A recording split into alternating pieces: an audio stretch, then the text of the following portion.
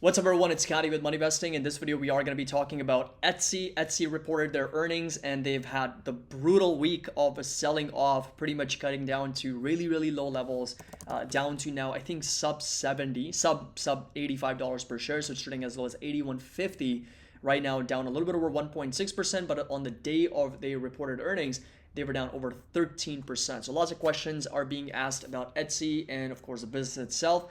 So I'm going to break down exactly what their earnings were like, the revenue, their EPS, everything that they reported, the margins, everything. And then, as always, if you enjoyed this video, find it helpful, make sure that you drop a like. Don't forget to subscribe to the channel. Link to our Discord and Patreon is going to be down below if you're interested in joining us. Of course, getting access to all the buy and sell alerts, options alerts, trade ideas, everything's going to be included, as well as the intrinsic value spreadsheet, and not to mention that all of our members only private videos are also available for you to access. So links are going to be down below. The first week of the month, like I said, is the best time to join. So this right here is going to be the numbers for the second quarter 2023 for Etsy. The gross merchandise sale, which is a very, very top indicator for Etsy GMS, came in at a little bit over $3 billion, which was pretty flat on a year-over-year basis. Considering that e-commerce has struggled this year, I think it is a good metric to be looking at. And the fact that it was flat just goes to show that we are seeing still very strong numbers from Etsy coming in. Now, when it comes to 6 months ended, they did see a little bit of a decline of 2.7% on a year-over-year basis. And of course, revenue came in at over $628 million. That was still up 7.5%. So what does that really tell us? That tells us that their take rate was a little bit higher, right? Because even though their GMS was flat on a year-over-year basis, the fact that their revenue was up goes to show that their take rate of that gross merchandise sale volume was a little bit higher. Now, marketplace revenue came in at $452 million, up 3.1% year over year. Services revenue also jumping over 20% year over year. Gross profits up 6.4% year over year. Operating expenses were higher and more than the actual revenue increase, and as a result, the net income was down 15.3%. So again, if you've got expenses growing at a faster rate than revenue, what's going to happen? Net income is going to shrink, and it's actually going to be lower in terms of that growth rate. And net income margin did decline quite substantially because of that higher OpEx, which is operating expenses. And of course, we did have active sellers increase 12.3%, and active buyers getting up to over 96,250. That's a little bit, I think that's going to be over 96 million because it's in thousands, and that's going to be 2.5% increase as well. So active buyers growth, active sellers growth, the revenue growth, higher take rate, higher margins. Net income was the only thing that did decline on a year-over-year basis, and that's probably because of the higher operating expenses. Not probably, but it is because of the higher operating expenses.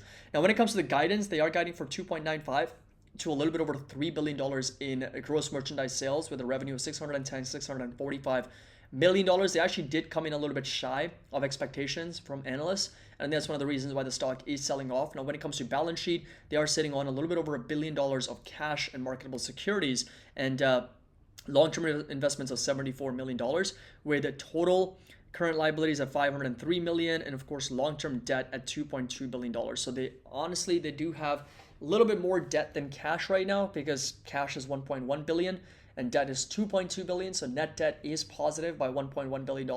So that is a little bit of a concern that we may have to address at some point in the future. And this right here, again, is just the income statement. Once again, shares outstanding, 141 million. That's down from 145 same time last year. So they did do a little bit of share buybacks as well in the last year. So this right here is going to be the overall trend. The revenue consistently growing, gross profit is growing, operating income is now stabilizing a little bit because of the higher OpEx. And this right here is going to be the share count, which is very, very flat, right? So in fact, last year they did buy back some more shares. Over the last 7 years, it's been flat, and EBITDA also growing. We've got diluted earnings per share up, but of course on a GAAP basis it was lower because of all these acquisitions, Reverb, DLOP, a lot of these companies that they've been buying over the years. 70% margins here on a gross basis, net margins negative. Again, on a GAAP basis, it's a little bit misleading there. And of course, return on assets, capital, and equity also not that great because these numbers are on a GAAP basis. Non-GAAP, the company is still profitable. This right here is going to be the valuation. So again, you can see the non-GAAP EPS, right? So non-GAAP price to earnings multiple is a little bit over 18 versus GAAP multiple, which is NM, which is not meaningful because of the negative numbers. But non-GAAP, like I said, the valuation is low and the company is profitable, and price to sales, we're looking at a little bit over 3. Price to cash flow at just under 15, and enterprise value to EBITDA at over 15 or 26. So those are some multiples that are rich Price earnings, not that much, especially when you consider after the sell-off today, $81. It is quite reasonable. And this is going to be that growth rate expected of EPS 460 all the way up to 1681. If you plug that into our spreadsheet, we're looking at a growth rate of just over 13 to 15% for the company over the next 5 to 9 years. And the share dilution has been a little bit over 40 basis points, right? So if you plug in, let's say, 0.5% in share dilution, and I go with a growth rate of about 12%, right? Just to be conservative, we're going less than 13, we're going less than 15, and the price earnings multiple of 16 times. Right now it's at 17, 18, so a little bit of compression even further. 12% discount rate and a 10% margin of safety. We're looking at a fair value of $67, actually $64, and right now it's trading at 81.